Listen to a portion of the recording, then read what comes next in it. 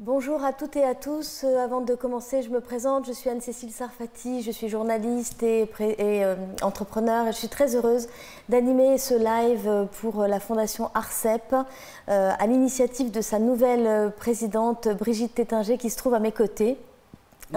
Bonjour. Ainsi que le professeur Catherine Lubetsky. Vous êtes directrice du département médico-universitaire de neurosciences du groupe hospitalier Sorbonne Université. Vous êtes également directrice médicale de l'Institut du cerveau et membre du comité médico-scientifique de la Fondation ARCEP.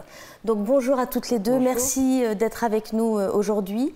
La Fondation ARCEP se bat pour les malades atteints de la sclérose en plaques, notamment en finançant la recherche.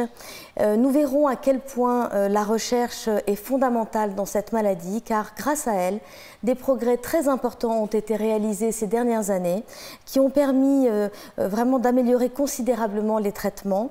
Nous verrons aussi que cette maladie est encore trop souvent un tabou, qu'on a du mal à en parler quand on en est atteint, et que les choses doivent évoluer. N'hésitez pas à poser toutes vos questions pendant ce live. Je me ferai un plaisir de les relayer auprès de nos deux invités. Mais alors, avant de commencer, un petit détail, une petite précision. Nous sommes toutes les trois vaccinées contre le Covid. C'est pour cette raison que nous avons ôté nos masques et que nous allons pouvoir mener ce live sans masque, ce qui est quand même beaucoup plus sympathique. Voilà, cette petite précision avant de commencer véritablement, ça me semblait important de la faire. Donc je vais commencer par vous, Brigitte Tétinger. Vous venez de prendre la présidence de la Fondation ARCEP au mois de décembre 2020. Est-ce que vous pouvez nous dire en deux mots pourquoi vous avez tenu à nous réunir aujourd'hui ? Je vous remercie déjà beaucoup de nous avoir invités et Catherine d'avoir pris de son temps qui est précieux pour se joindre à nous. Je pense qu'il est très important de pouvoir parler de la sclérose en plaques, qui est une maladie qui touche quand même plus de 110 000 personnes en France, dont un peu plus de 2/3 sont des femmes. Et la maladie se déclare quelquefois chez des très très jeunes et en général entre 20 et 25 ans. Donc c'est très lourd de conséquences pendant toute une vie. Et je pense que c'est également un moment d'en parler important parce qu'on vit depuis 1 an et demi avec des maux terribles à cause de la Covid. Et donc on a peut-être un peu moins parlé d'autres maladies, mais les patients sont là et cette maladie pour l'instant n'a pas complètement évidemment, puis vous en parlerez tout à l'heure, été totalement vaincue encore. Et donc, un dernier point, et nous en reparlerons peut-être tout à l'heure, nous avons vraiment besoin donc de financement, puisque l'ARCEP, c'est le financement pour la recherche. Nous avons ces 30 dernières années levé 34 millions d'euros et nous devons en lever 40 millions dans les 10 ans à venir. Oui, donc vous avez vraiment augmenté votre ambition. Un vrai saut. Donc nous avons besoin de vous tous. Donc merci de nous donner de la visibilité aujourd'hui. Alors justement, je me tourne vers vous, professeur Lubetsky. Pour bien vous situer, donc vous êtes neurologue, vous prenez en charge des patients atteints de sclérose en plaques depuis de nombreuses années maintenant. Très nombreuses années. Madame Tétinger nous le disait, je crois que d'énormes progrès ont été réalisés ces 10-15 dernières années. J'aimerais que vous partagiez avec nous ces progrès, que vous aidiez les malades qui éventuellement nous regardent peut-être à garder confiance ou à reprendre confiance. Où en est-on des traitements aujourd'hui de cette maladie ? Donc tout d'abord, vous avez tout à fait raison, il y a eu des progrès très importants au cours des 15 dernières années dans la prise en charge thérapeutique, dans le traitement de cette maladie, ou en tout cas dans une des formes de la maladie, qui est la forme qui évolue par poussée, qui est la forme la plus fréquente de la maladie. Alors, ces traitements, ils ont pour objectif de bloquer la réaction inflammatoire. Parce que la sclérose en plaques, c'est ça, c'est une maladie inflammatoire du système nerveux central. Et les cellules de l'inflammation, les produits de l'inflammation, vont abîmer ce qu'on appelle la gaine de myéline, qui joue un rôle dans la propagation de l'influx nerveux. Donc, bloquer le processus inflammatoire qui est à l'origine de ces altérations du tissu, c'est vraiment c'est un enjeu clé. Depuis 15 ans, il y a eu des progrès importants avec l'apparition de molécules qui vont modifier nos cellules de l'immunité. Les cellules de l'immunité, ce qu'on appelle les lymphocytes, on va dire, qui permettent de nous protéger en fait des agressions extérieures. Et dans la sclérose en plaques, le système immunitaire est un peu vacillant, on va dire. Donc, quels sont ces traitements qui ciblent l'inflammation? C'est des traitements qu'on appelle au sens large des immunothérapies. Vous m'interrompez si ce n'est pas clair. Ce sont des immunothérapies avec deux grands types d'immunothérapie. Il y a les traitements immunomodulateurs et puis les traitements immunosuppresseurs. Les traitements immunomodulateurs, ce sont des traitements, comme leur nom l'indique, qui vont moduler les cellules de l'immunité, en gros favoriser les lymphocytes anti-inflammatoires et faire diminuer les lymphocytes pro-inflammatoires. D'accord ? C'est souvent des traitements qu'on propose au début de la maladie. Et concrètement, alors il y en a d'autres? Oui, et il y en a d'autres, si vous me permettez. Pardon. Si vous me permettez, il y en a d'autres. Donc ça, ce sont les traitements immunomodulateurs qu'on donne souvent au début de la maladie.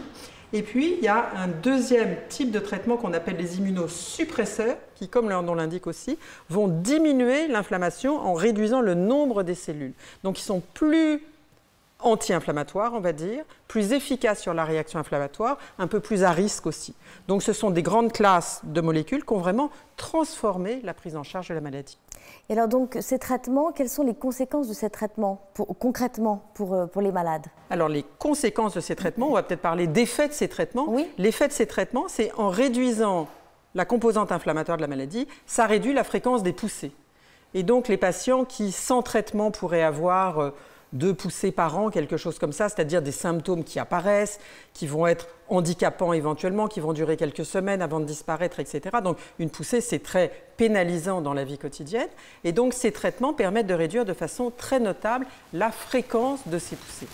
Alors, est-ce qu'on peut du coup dire que la perspective de se retrouver un jour en fauteuil s'est éloignée pour les patients grâce à ces traitements? Je pense qu'on peut dire ça, même s'il faut bien entendu toujours rester prudent dans une maladie qui garde quand même un certain degré d'imprévisibilité. Mais en réduisant la fréquence des poussées, on réduit le risque d'apparition à moyen terme d'un handicap neurologique irréversible. Donc on réduit ce fameux spectre du fauteuil roulant, ça c'est sûr, on le repousse probablement. Qui est l'angoisse de tous les patients, absolument, évidemment. Absolument. Est-ce que l'espérance de vie s'est améliorée grâce à ces traitements? En fait, la sclérose en plaques, ce n'est pas une maladie qui réduit vraiment l'espérance de vie. D'accord. Il peut, dans des formes très sévères de maladie, il peut y avoir des décès qui sont liés aux complications associées. Les gens qui n'arrivent plus du tout à marcher, à se déplacer, ils ont des complications associées, infectieuses, etc. Mais la sclérose en plaques en elle-même ne diminue pas l'espérance de vie, ou en tout cas, d'une manière générale, sur la population de patients atteints de sclérose en plaques par rapport à la population générale, de quelques années, mais pas plus. Donc ce n'est pas une maladie qui fait mourir, mais c'est une maladie qui porte ce risque de survenue d'un handicap. Alors, donc on voit bien quand même qu'il y a des progrès importants qui ont été faits. On ne va pas parler de vie totalement normale, mais en tout cas quasi normale aujourd'hui avec ces traitements-là. Enfin, je ne sais pas si vous êtes d'accord avec ça. Donc je voudrais vous poser des questions assez pratiques. Est-ce que par exemple, on a vu que 2/3 des femmes étaient, que 2/3 des malades étaient des femmes. Est-ce que les femmes peuvent avoir des enfants alors qu'elles sont malades de la sclérose en plaques?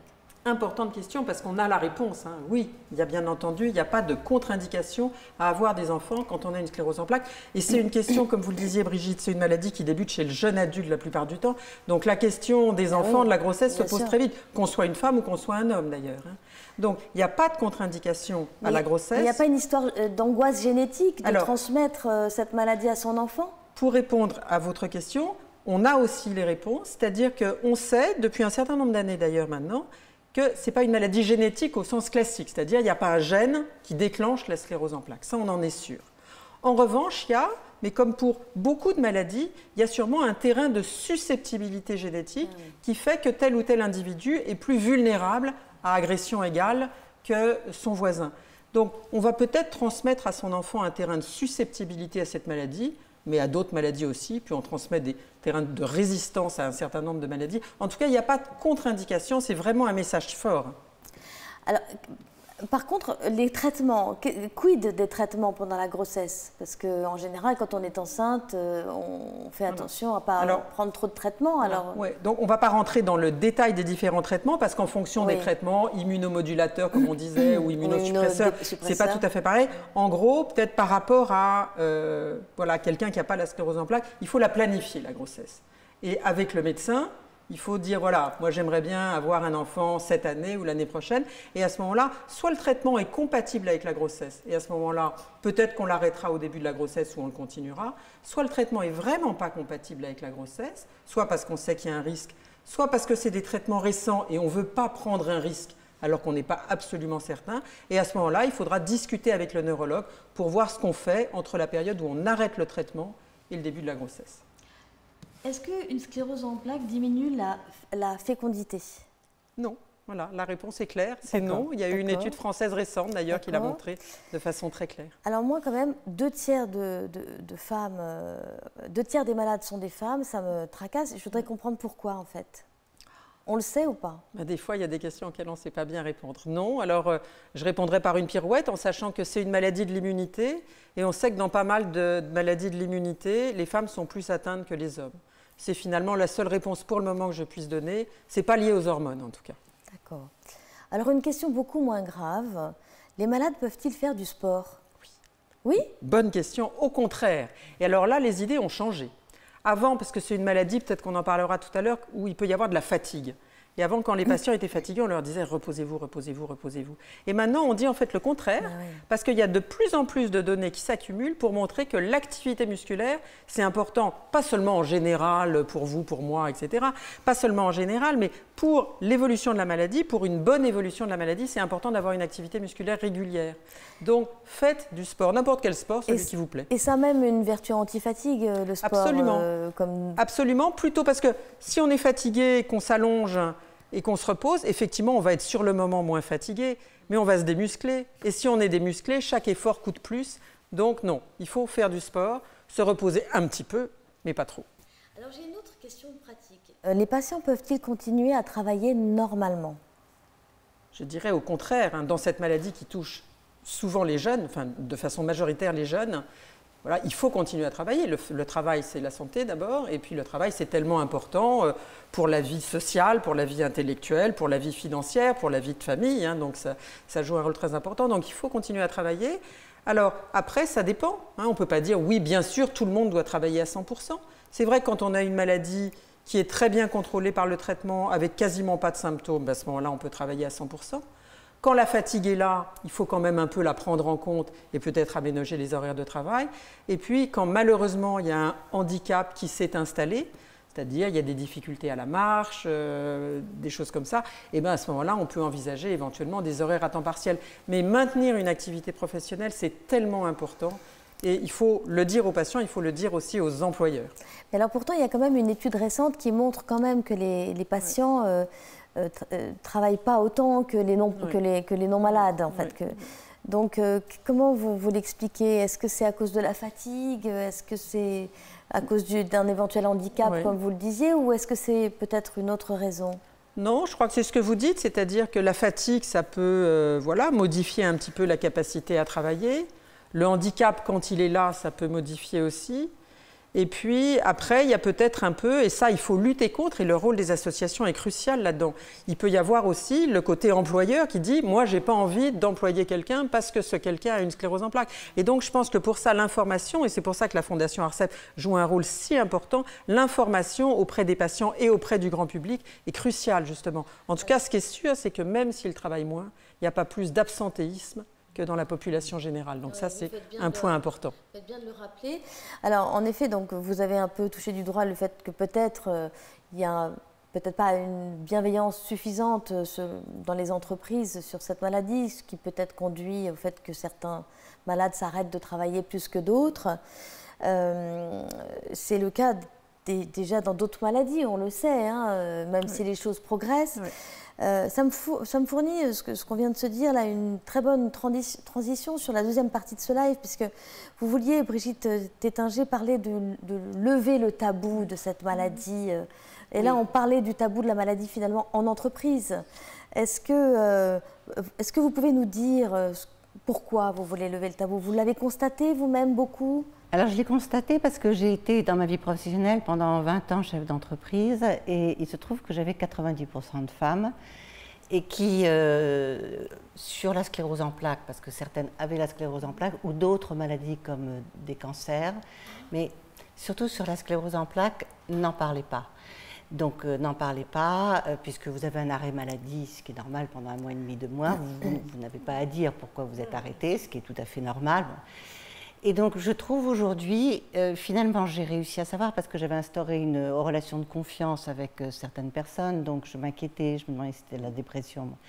Et je me suis rendu compte que c'était, en tout cas dans 2-3 cas, la sclérose en plaques.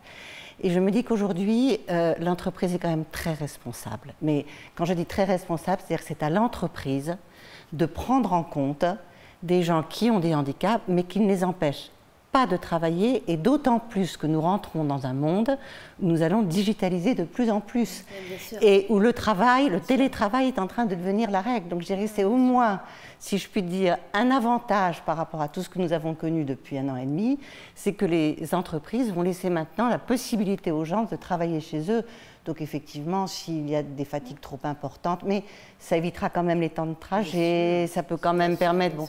Et là, je pense que ça a un avantage formidable, mais il faut que les entreprises acceptent de s'adapter à des gens qui ont des handicaps, dont la sclérose en plaques. Et je pense qu'il faut vraiment parler de cette maladie, comme vous venez de le faire aussi bien, parce que beaucoup ne la connaissent pas ou en ont peur. Et là, vous venez de dire des choses très très vraies et extrêmement importante sur le fait qu'on peut avoir des enfants, sur le fait qu'on peut travailler, qu'on peut avoir une vie normale. Et donc le regard des autres va être différent, je dirais, sur cette maladie. Alors justement, professeur Lubetsky, en fait, vous voyez quand même des patients depuis des années. Est-ce que vous avez le sentiment que les patients ont du mal à parler de leur maladie? Certains, pas tous, mais certains patients ont beaucoup de mal. Il y a même certains patients qui le disent, qui ne le disent pas à leur entourage très proche, parce qu'ils ont peur du jugement, de l'inquiétude, du regard des autres, commisération ou rejet. Donc voilà, nous on n'est pas là pour donner des conseils. D'une manière générale, plus on est transparent dans sa vie et mieux c'est avec son entourage.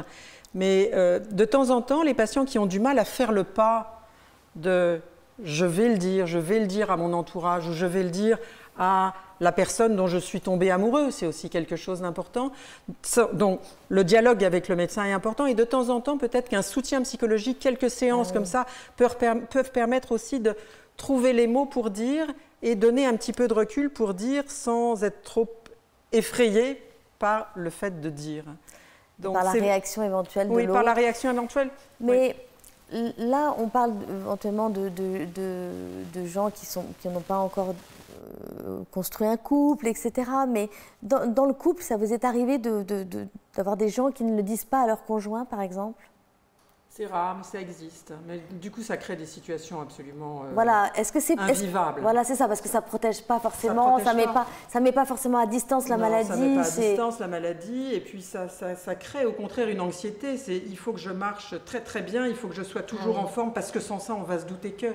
Et donc ça, c'est le couple, mais peut-être juste un petit mot sur les enfants. Les enfants, bien sûr. C'est important d'en parler aux enfants. Alors, il n'y a pas de règle, et puis chaque famille est singulière, mais... Voilà, plus on en parle tôt dans l'ensemble, mieux c'est. Et on est toujours étonné parce que les enfants, finalement, ils s'inquiètent de beaucoup d'autres choses, mais ils sont bien plus rassurés s'ils savent que papa ou maman a une maladie qui s'appelle sclérose en plaques, plutôt que de voir un comprimé traîner quelque part et se dire « Ah, ils ont une maladie, on m'en parle pas ». Oui, alors qu'en plus, les enfants, ils sentent tout et ils peuvent s'imaginer des choses encore pires. Donc voilà, le dire, c'est vraiment important. D'ailleurs, j'en profite pour montrer ces brochures. L'ARCEP édite des tas de brochures. Une des dernières brochures éditées, c'est comment le dire, annoncer le diagnostic et comment le dire à ses proches. Oui. Donc comment le dire aux enfants, comment le dire aux conjoints, aux parents. Vous me parliez quand même des parents un peu anxiogènes, là, pour le coup. Alors c'est une maladie des jeunes, donc les jeunes, ils viennent soit tout seuls en consultation, soit avec un compagnon ou une compagne, soit avec les parents. Et les parents, voilà, ils sont là pour protéger leurs enfants. Et donc souvent, l'annonce diagnostique, elle est très très mal vécue par les parents. Et donc qui renvoie, voilà, avec tout l'amour qu'ils ont, mais qui renvoie à une anxiété qui est de temps en temps difficile à vivre. Et donc c'est pour ça que c'est important d'en parler. Très bien.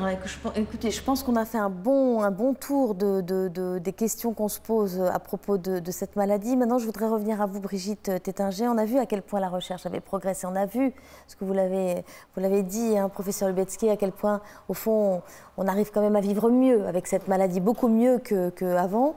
J'aimerais que vous concluiez ce live avant de donner la parole au public qui va nous poser des questions, qui a dû nous en poser via le chat de cet événement. Mais je vais conclure en disant d'abord un très grand merci parce que ce que vous avez fait ce soir en expliquant cette maladie et les progrès que la recherche a permis de faire sur cette maladie, c'est une vraie lueur d'espoir. Alors je citerai quelqu'un qui disait il faut courir au secours de la victoire, c'est-à-dire que voilà, il y a des progrès qui ont été faits, il faut continuer, il faut pour cela donner à l'ARCEP parce que c'est aider la recherche. Il y a eu sur ces 30 dernières années à peu près 930 projets qui ont été, grâce à ça, qui ont abouti. Ce sont des projets donc de médecins, de chercheurs. De chercheurs, voilà. De médecins, sur tout ce qui peut permettre à la recherche d'avancer, évidemment. Ça coûte cher, un projet? Alors, un projet, donc je ne vais pas rentrer dans tous les chiffres, mais c'est entre 30 000 et 100 000 euros. Ça dépend. Ah oui, donc peut-être que vous avez... Oui, en tout cas, les sommes qui sont allouées par projet sont à peu près de cet ordre-là. Dans cette parenthèse. Et dans le projet, ça peut être soit un financement du projet lui-même, soit un financement de l'étudiant, doctorant ou post-doctorant. Donc, l'ARCEP joue un rôle absolument considérable dans le paysage de la recherche scientifique sur la sclérose en plaques en France et même en dehors de la France, qui a beaucoup de projets internationaux. C'est ça. Et ça vous arrive de refuser pour des raisons financières de soutenir des projets? Mais, enfin, clairement, je pense que si on arrive à avoir ces 40 millions, on va pouvoir, alors je pense que vous me soutiendrez dans ce que je vais dire, mais de financer beaucoup plus de projets ou peut-être de manière plus importante certains projets. Donc parce qu'il y a le qualitatif, le quantitatif, absolument. Mais vous faites remarquablement d'ailleurs la part des choses avec le comité médico-scientifique. Donc c'est très important. C'est vraiment... Très bien. Donc voilà, je pense que le message est passé. Je pense qu'il faut chacun relayer dans nos entourages respectifs la nécessité de donner à l'ARCEP pour financer la recherche. Et on voit surtout à quoi ça sert. Hein. On l'a bien vu pendant ce live. Donc je voudrais maintenant qu'on prenne des questions du public parce que c'était un peu l'objet de cette rencontre. Est-ce que... voilà, alors j'ai des questions. J'ai une question pour le professeur Lubetsky. Les journaux se font l'écho de traitements réparateurs de la myéline. Pourquoi ne les donne-t-on pas dès le début de la maladie? Eh bien, c'est une très très bonne question. Donc il y a effectivement toute une stratégie de recherche actuellement très active pour identifier des cibles et puis des traitements qui permettent de réparer la gaine de myéline.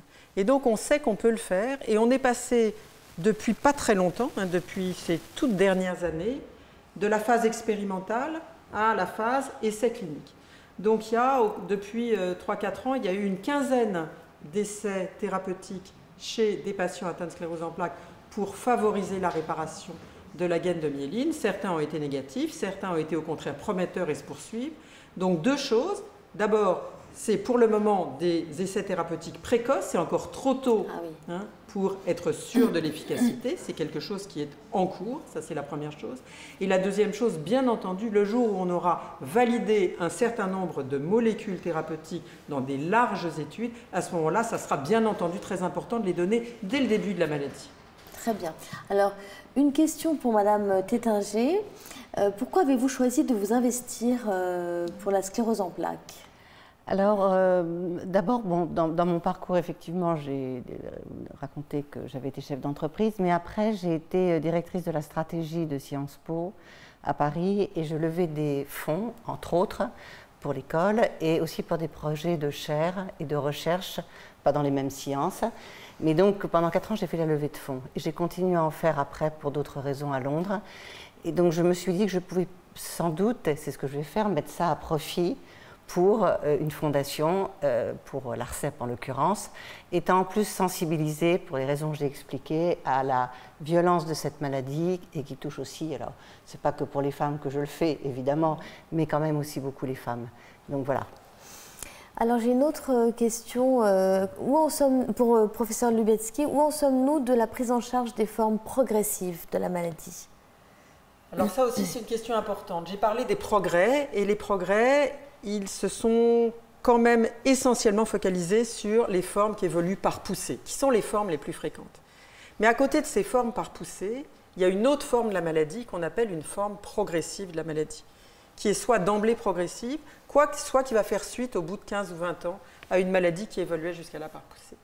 Et donc là, il y a eu des progrès au cours de ces dernières années. Quelle est la proportion entre les deux types de maladies? Alors, les patients qui ont une maladie qui évolue d'emblée sous une forme progressive, c'est à peu près 15% des patients. D'accord.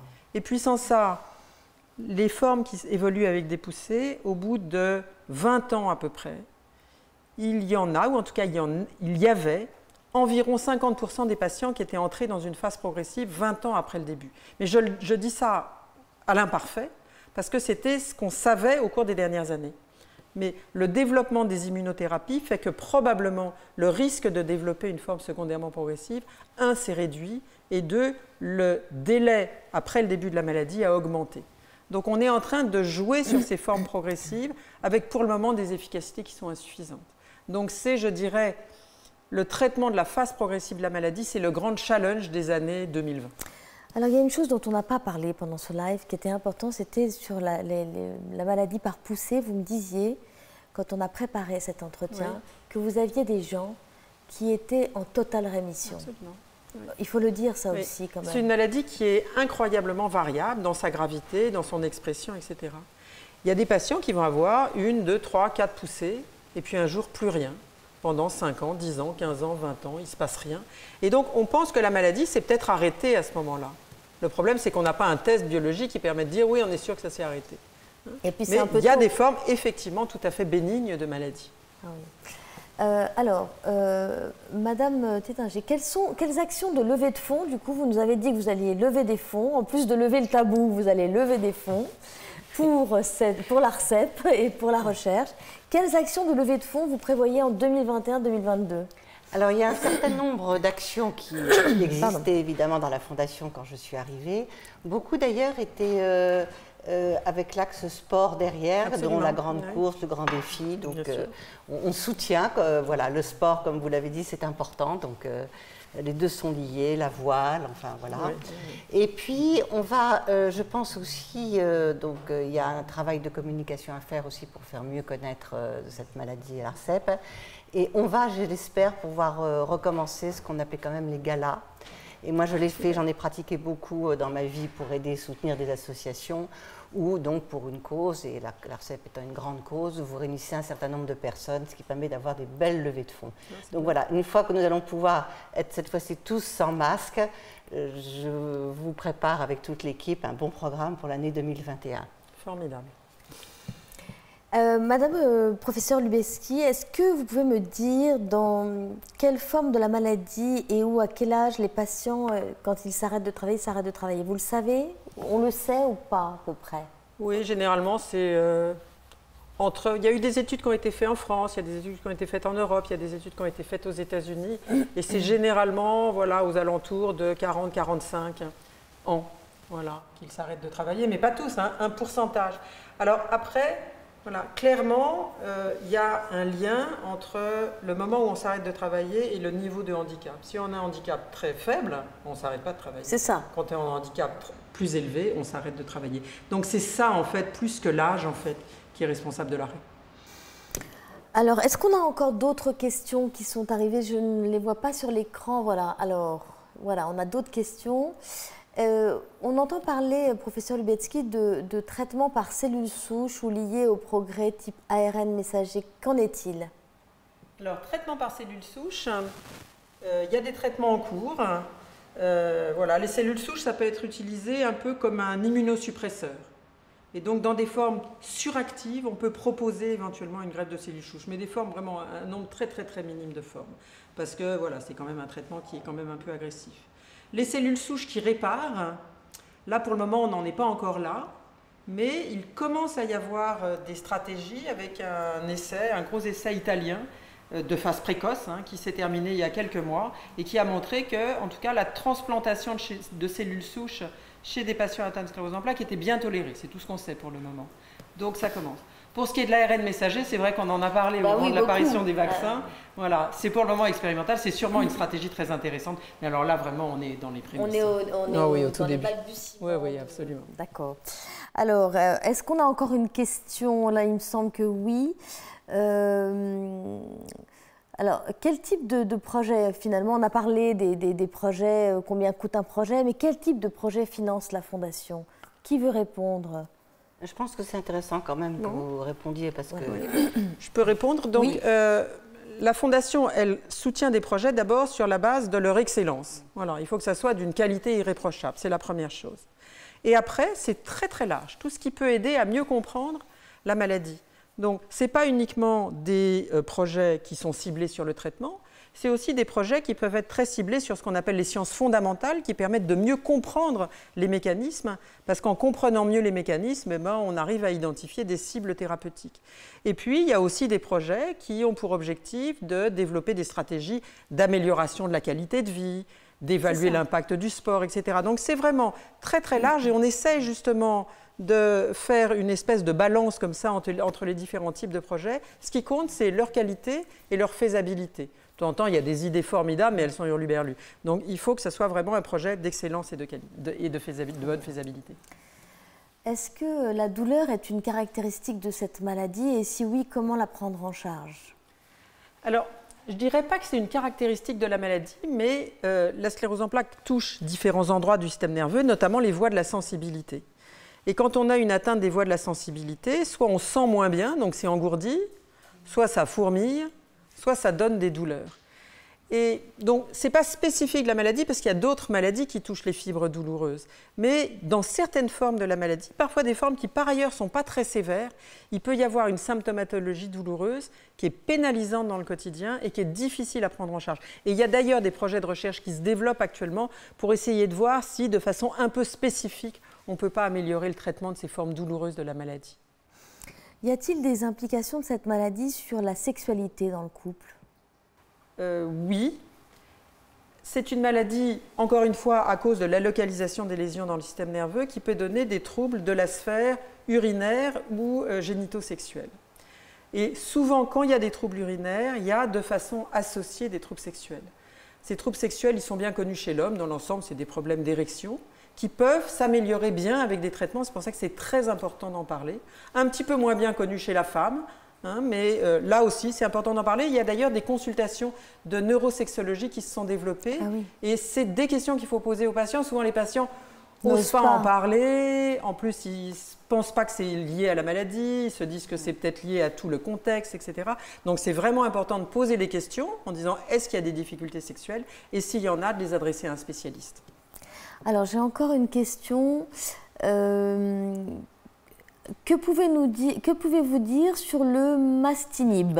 Alors, je ne comprends pas cette question, je ne suis pas assez spécialisée, pardon. Qu'est-ce que le mastinib? Voilà, c'est une molécule qui inhibe un sous-type de lymphocytes, voilà, qu'on appelle les mastocytes. Alors, il y a eu des résultats préliminaires qui étaient éventuellement intéressants et donc cette étude se poursuit. Très bien. Et que fait l'ARCEP pour les formes donc progressives? L'ARCEP fait beaucoup, puisque dans les projets de recherche, voilà, un certain nombre sont centrés sur les formes progressives, que ce soit stratégie thérapeutique ou compréhension des mécanismes. Et puis, l'ARCEP fait aussi partie d'une grande task force, force de frappe internationale, qu'on appelle Progressive MS Alliance, la task force internationale sur la sclérose en plaques progressive, dont l'objectif est de réunir là aussi des fonds, mais aussi surtout de réunir des chercheurs pour qu'ils travaillent ensemble spécifiquement sur ces formes progressives. Et donc la Fondation ARCEP est un des partenaires importants de Progressive MS Alliance. Alors j'ai une dernière question pour vous, Madame Tétinger.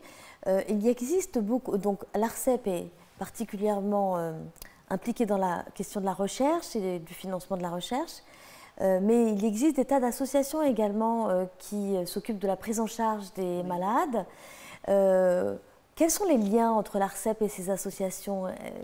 Alors, c'est une très bonne question, Donc, alors je viens d'arriver, mais je pars du principe que l'union fait la force.